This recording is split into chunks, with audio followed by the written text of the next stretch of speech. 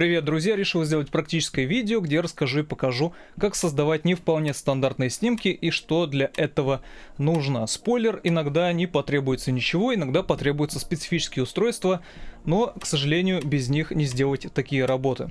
Поэтому пойду от простого к сложному, рассказывая о своих экспериментах на примере своих же фотографий. Первый, самый простой вариант получить нормальный свет, которого хватит для любой базовой съемки, это вариант использовать источник постоянного света, так называемый Chainable, специальный модификатор в виде шара, который дает очень мягкое, но при этом рассеянное освещение. Если у вас что-то не получается, остается мало времени, не хватает света из окна, именно такая конфигурация и выручает. Chainable по сути имитирует свет солнца в пасмурный день, а в таких условиях получаются фотографии с идеальным балансом света-теней. Если использовать Chainable с источником цветного света, можно получать более смелые снимки без серьезных пересветов и глубоких теней. Chainable — мой любимый модификатор, который я использую буквально на каждой второй съемке, и с помощью него создаю такие фотографии. Если вам необходимо придать портретному снимку лоск, отсутствие теней под подбородком, а глаза сделать более выразительными за счет дополнительного блика, устанавливаем белый или серебряный отражатель и размещаем его параллельно источнику света. Свет отражается, заполняет все тени, добавляя второй блик. Чтобы сделать полосу света, позволяющую выделить модель, мы устанавливаем два флага или листа и настраиваем свет так, чтобы он создавал эту самую полосу света, и затем снимаем. Главное найти здесь корректный угол для съемки и использовать широкоугольные линзы для охвата. Эту технологию можно использовать по-разному, например, использовать даже обычную дверь, вынеся вспышку за ее пределы. Такой прием позволяет получить очень контрастное направленное освещение, что прекрасно работает для графичных черно-белых снимков.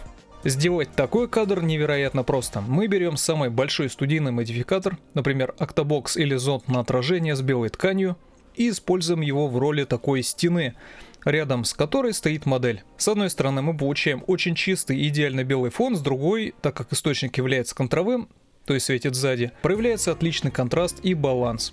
Если вы хотите немного смягчить эту разницу, можно установить напротив белый флаг или фон, свет будет переотражаться и немного заполнять портретную область.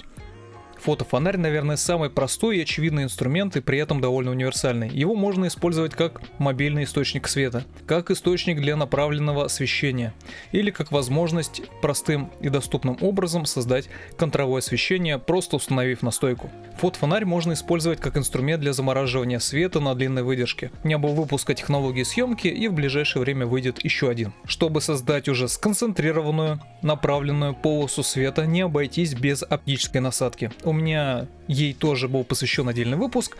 Дело в том, что насадка позволяет получать очень сфокусированный свет, а с помощью так называемых масок Гоба можно получать различные узоры или использовать шторки, чтобы контролировать форму и размер светового пятна.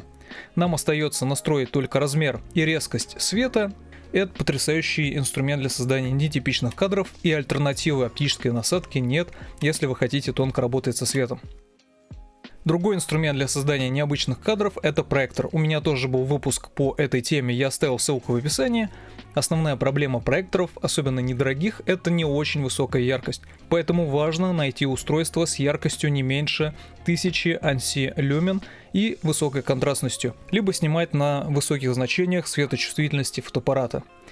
Ну и снимать не получится без компьютера, который позволяет в реальном времени регулировать размер проекции или затемнять область. Например, чтобы создать такой кадр, мне понадобилась лишь пара источников света, а саму надпись я сделал на черном фоне в фотошопе и ее выводил через проектор. Так как проектор имел высокую контрастность, мне удалось получить такой кадр без дополнительных манипуляций в фотошопе, потому что кроме этой надписи на портретной зоне нет никакого дополнительного цвета. Как, например, я создал и другой кадр, где транслировал символы матрицы. Все, что вы проецируете, зависит только от вашей идей и фантазии, но не стоит думать, что проекторы для таких съемок невероятно дорогие. Например, все, что я показал, реализовал с устройством, которое стоит 15 тысяч рублей, а в Китае вовсе 10, что равноценно стоимости обычной стандартной фотосессии.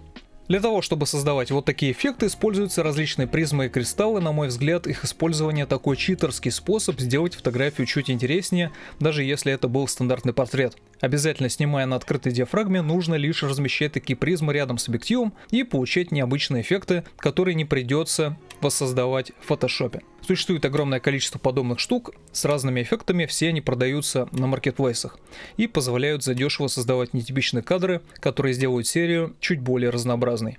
Если вы хотите воссоздать такой эффект северного сияния, необычных бликов, которые будут отражаться на белой стене позади, нужно использовать так называемое гибкое зеркало. Важно лишь корректно настроить падение света для отражений и далее работать с этим пространством. Идеально это реализовывать на белой бесшовной склораме, а к источникам подключать насадки, которые чуть фокусируют свет, чтобы получить более выразительные узоры отражения.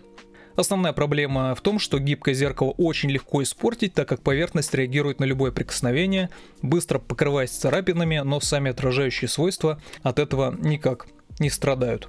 Все эти техники и инструменты не только можно, но и нужно объединять и применять в своих съемках. Например, использовать чейн-бол и оптическую насадку, фонарь и проектор, добавляя, например, переотражение от стеклянных призм и создавая нетипичные работы, которые точно будут отличаться от стандартных портретов с одним источником света. Вот такие секреты, друзья. Если было интересно, полезно, обязательно поставьте лайк, не забудьте подписаться. Больше реакций, просмотров, больше мотивации создавать полезный и интересный контент. Спасибо за внимание и до встречи в новых роликах.